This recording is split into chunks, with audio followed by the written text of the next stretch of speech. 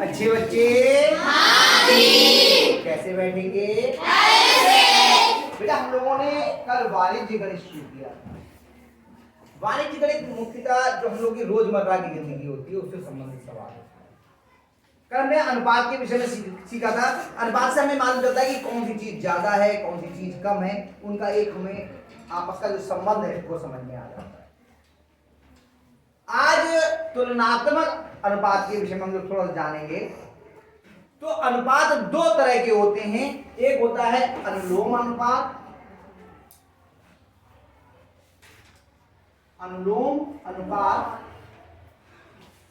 और एक होता है प्रतिलोम अनुपात।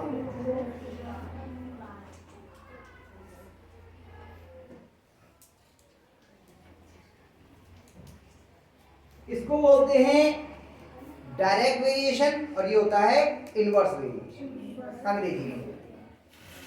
क्या होता है जब एक के बढ़ने पे दूसरा भी बढ़े, एक के बढ़ने पर दूसरा भी बढ़े तो होता है अनुलोम अनुपात, और जब एक के बढ़ने पे दूसरा घटे तब होता है प्रतिलोम अनुपात। कैसे होता है उसको उदाहरण से समझते हैं। जैसे हमने कहा कि 3 किलो चीनी का मूल्य 150 रुपए है, 5 किलो चीनी का मूल्य कितना होगा? तो 5 किलो चीनी, हमने चीनी बढ़ा दी तो मूल्य बढ़ जाएगा या घट जाएगा? बढ़ जाएगा। हमने कहा कि 5 बीघा खेत में 15 कुंटल गेहूं होता है, 5 बीघा खेत में 15 कुंटल गेहूं होता है। किसी के पास 25 बीघा खेत है तो कितने कुंटल गेहूं होगा? तो ज्यादा होगा या कम होगा? जब हमने खेत बढ़ाया तो उपज भी बढ़ गया। ये कौन सा अनुपात हुआ? अनुलोम। हमने कहा 1 बीघा खेत में कितना होगा? कम होगा। हमने खेत कम किया तो उपज भी कम हो गई, तो कौन सा हुआ? अनुलोम अनुपात हुआ। अब हम प्रतिलोम अनुपात फिर कैसे होता है? हमने कहा कि दो आदमी मिलकर खेत की जुताई 2 दिन में कर लेते हैं। 2 आदमी 5 बीघा खेत की जुताई 2 दिन में कर लेते हैं। हमने 4 आदमी लगा दिए तो टाइम ज्यादा लगेगा या कम लगेगा? हमने आदमी बढ़ाए और टाइम कम हो गया, समय कम हो गया। हमने कहा एक टंकी खोलने पर एक टब जो है बाल्टा वो 10 मिनट में भर जाता है। हमने 4 टंकियां खोल दी तो समय ज्यादा लगेगा या कम लगेगा? तो हमने एक चीज बढ़ा रहे हैं और दूसरी चीज कम घट रही है। जब ये घटाएंगे तो ये बढ़ जाएगा। जैसे 2 आदमी एक खेत को 2 दिन में जो है वो जोत लेते हैं, अकेला एक आदमी लगाएं तो टाइम ज्यादा लगेगा या कम लेगा? आदमी कम किए, समय बढ़ गया। ये कौन सा अनुपात हुआ? प्रतिलोम। ये अनुलोम और प्रतिलोम अनुपात होते हैं। ये केवल मैंने समझाने के लिए यहाँ आपको बता दिए। अब सवाल कैसे हल होने हैं? कई लोग कहते हैं तीर वाली विधि से बताइए, तीर वाली विधि से बताइए। आज तीर वाली विधि से हम लोग सवाल को हल करेंगे। बहुत आसान, सवाल को हल करने की बहुत सारी विधियां हैं। एक नियम भी होता है, तीर वाली विधि, अनुपात वाली तीर वाली विधि भी होती है, कई विधियां होती हैं। आज हम लोग तीर वाली विधि सीख रहे हैं। अनुपात वाली विधि, तीर वाली विधि कौन सी है? अनुपात वाली विधि। एक नियम से नहीं, एक नियम से भी हो जाएगा, वो आगे आएगा, आगे देखेंगे। प्रश्न पढ़ते हैं हम तो समझ में आसानी से आएगा। 4 किलोग्राम चाय का मूल्य ₹420 है, 12 किलोग्राम चाय का मूल्य होगा, बताना है हमें 4 किलोग्राम चाय का मूल्य मालूम है, 12 किलोग्राम चाय का मूल्य हमें याद करना है। तो कुछ भी मान लीजिए। पहला दूसरा सवाल है ना, माना मूल्य जो चाहे मान लीजिए, चर में जो चाहे ₹X होगा, माना मूल्य ₹X होगा। अब हमें क्या निकालना है? मूल्य निकालना है और चाय हम पे दी है तो इधर लिखेंगे चाय और इधर लिखेंगे मूल्य। पहले जो हमें दिया है 4 किलो चाय का मूल्य कितना दिया है? 420। हमें कितने किलो का निकालना है? 12। कितना मान लिया है हमने? 10। अब तीर लगाने हैं। बस थोड़ा सा ध्यान से देखना तो समझ में आ जाएगा। ये वाला तीर अपने आप ही आप x की तरफ लगा दीजिए। अब ये वाला बचता है, ये तीर किधर लगेगा और तीर लगाने से क्या करेंगे। अब देखो 4 किलो का मूल्य 420 रुपए, 12 किलो का मूल्य ज्यादा होगा या कम, केवल इतना बताओ। 12 किलो का मूल्य ज्यादा होगा या कम? ज्यादा। इन दोनों में ज्यादा कौन है? ज्यादा उत्तर आया था ना हमारा कि ज्यादा होगा, तो ज्यादा कौन है इन दोनों में? तो जो ज्यादा है उसकी तरफ तीर लगा दीजिए। तीर लगाना आया? फिर समझ लीजिए, 4 किलो चाय का मूल्य रुपए 420, 12 किलो चाय का मूल्य ज्यादा होगा या कम? केवल इतना ही प्रश्न पूछना है खुद से मन में। उत्तर आया ज्यादा। उत्तर क्या आया? ज्यादा। इन दोनों में ज्यादा कौन है? जो ज्यादा है उसकी तरफ तीर लगा दिया। इसके आगे क्या करना, अब सवाल का हल देखिए। जो x वाला पद है, जिसकी तरफ तीर रहता है वो अंश होता है, और जिसकी तरफ जो दूसरा होता है पूंछ रहती है इसकी, वो हर होता है। क्या लिखा जाएगा? ये x बटे 420।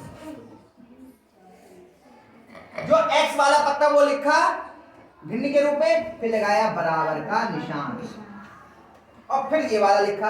इसमें बताओ अंश कौन रहेगा? 12 बटे 4। इतनी बात समझ में आ गई? आ गई? अब ये 420 इधर बटे में, इधर काय में जाएगा?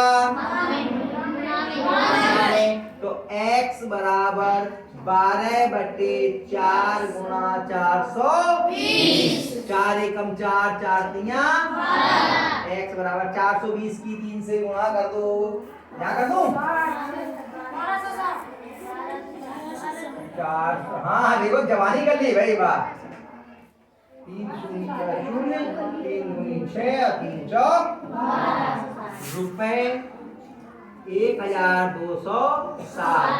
1200 तो संख्या ही नहीं होती है, 900 से ऊपर नहीं होती है। 900 के ऊपर 1000 हो जाता है। ठीक है, पढ़ा जाएगा। हाँ, जो वैज्ञानिक या गणितीय विधि है उसमें इसको क्या पढ़ते हैं? 1260। तो 12 किलो चाय का मूल्य कितना हो गया? 1260। कितने बच्चों की समझ में नहीं आया? देवपति ने हाथ उठा के नीचे कर दिया। तो यहाँ लिखेंगे अंत में 12 किग्रा। अंत में उत्तर जरूर लिखते जब भी मानते तो। चाय का मूल्य रुपए 1260 होगा। लेकिन ये तो बहुविकल्पीय प्रश्न है, मुझे याद आ रहा है। क्या ऐसे उत्तर लिखेंगे? उस पर सही का निशान लगाएंगे और यहाँ अंत में लिखेंगे उत्तर कौन सा होगा बताओ देखिए। चौथा डी है, डी। 1 रुपए 1260 आया समझ में? चलिए अगला करते हैं। तीसरा सवाल। एक कार 30 मीटर प्रति सेकेंड की चाल से चलती है। 1 घंटा पश्चात वह कितनी दूरी तय करेगी? अब देखिए यहाँ पे आ गया घंटा और नीचे है किलोमीटर में, और आपकी चाल किसने दी है? मीटर प्रति सेकेंड। काय में दी है? मीटर प्रति सेकंड। तो मीटर प्रति सेकेंड को पहले हम किलोमीटर प्रति घंटा में बदलेंगे। काय बदलेंगे?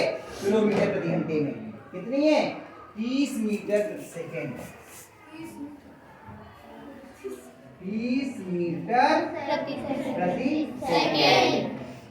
अब इसे बदलना है किलोमीटर प्रति घंटा। क्या करेंगे इसके लिए? 30 मीटर है, इसे 1000 से भाग कर दो तो इसमें बदल गया ये किलोमीटर में। 1 मीटर में 1000 किलोमीटर होते हैं, या 1 मीटर में 1/1000 किलोमीटर होते हैं। ऐसे सेकंड को क्या कहते हैं? 1/60 गुणा 60, ये घंटे बदल गया। ठीक है, किलोमीटर प्रति घंटा बराबर 30/1000 गुणा 60 गुणा 60/1। क्या तरीका है? अंश को ऐसा ही लिख देते हैं और हर को पलट देते हैं। जब धोरी भिन्न होती है तो यही करते हैं।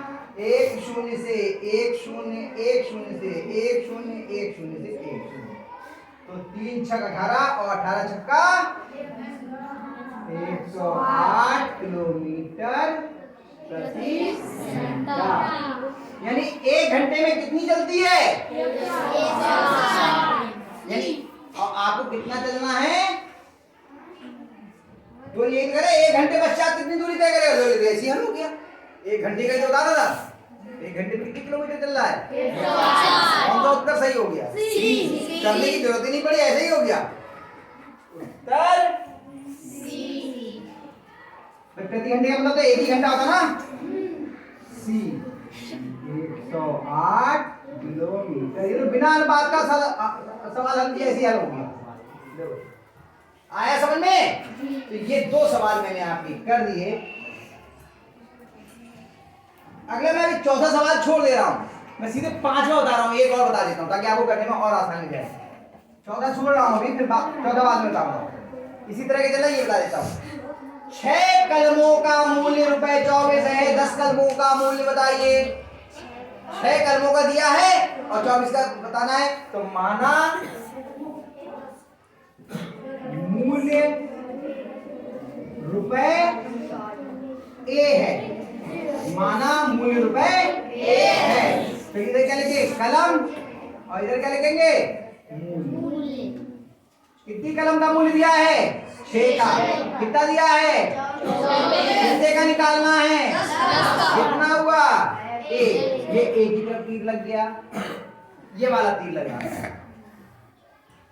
6 कलम का मूल्य 24 रुपए। 10 कलम का मूल्य ज्यादा होगा या कम? तो तीर किसकी तरफ लगेगा? किसकी तरफ लगेगा? तो अब क्या करेंगे बताओ? बोलो क्या लिखा जाएगा? ए बटे बराबर जिसकी तरफ तीर है वही तो अंश में हो जाएगा। अब क्या करेंगे? 24 इधर बटे में, इधर काय में जाएगा? ए बराबर 10 बटे 6 गुणा 24। 6 एकम 6, 6 चौक 24, 10 चौक। तो बताओ 10 कलम का मूल्य कितना हो गया? कितने बच्चों की समझ में आ गया? यहाँ लिखेंगे 10 कलम का मूल्य बराबर ₹40। आ गया समझ में? पक्का? अब जो आगे के सवाल हैं 6, 7, 7वां, 8वां, 9वां, इन्हें करने का प्रयास करना। जो नहीं आएगा वो मैं आपको और करवाऊंगा, चिंता मत करो। लेकिन अभी आप करने की कोशिश करें, ठीक है?